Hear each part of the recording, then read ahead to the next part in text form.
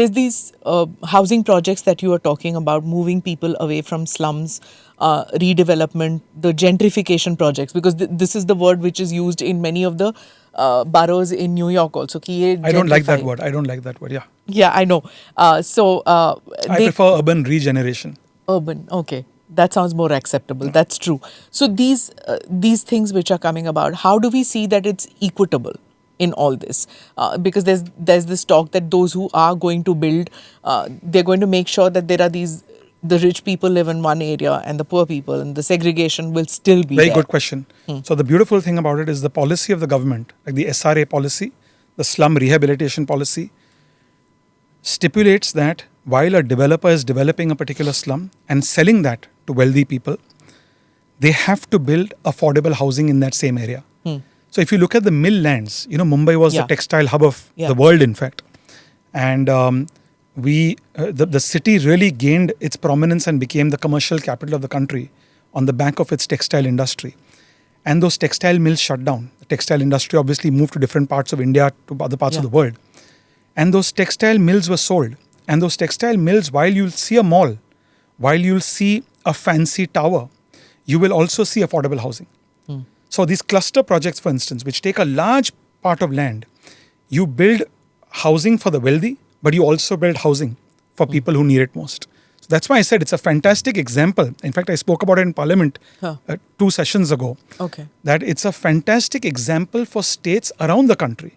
Delhi has slums. I don't know about Gurgaon, for example, but I'm sure they also have. So when you have a project which is an inclusive project, you are giving a developer it's a public-private partnership. You're giving a private player some incentive to do that work. But you're also rehousing people. Okay. And by rehousing people, you're creating affordable housing stock. So you will never have a situation. That's why I said gentrification to me sounds like you're taking affordable housing and putting people who can only access affordable housing in another part of the city, and then it gets gentrified and becomes a place only for certain millennials and cool people.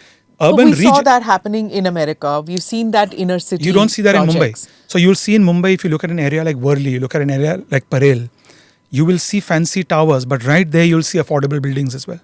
So both can coexist. And frankly, both need to coexist. In London they do. In Paris they do still. Because even people support it, even developers support it. Because if you're a resident who's buying a fancy 5,000 square feet home, where is the staff that works for you going to be living in? Where is the driver who's driving you going to be living in? They can't come from Navi Mumbai. They need to be in that vicinity. So it works very well. There is affordable housing stock that is in fact larger in numbers than the stock which is for sale. Okay.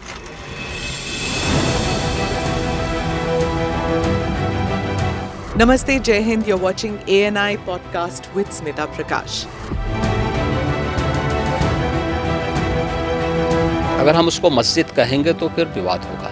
The issue is टूटा है क्या भारत? 400 पार का मतलब ये है कि संविधान खतरे में है। क्या हम लोग ये निर्देश देते हैं कि फला को गिरफ्तार करके जेल डाल दें? वही तो कह रहे हैं सब। ये बेबुनियाद निराधार आरोप। सच्चा सुनना चाहो देखो स्मिता प्रकाश ANI, it does not lie।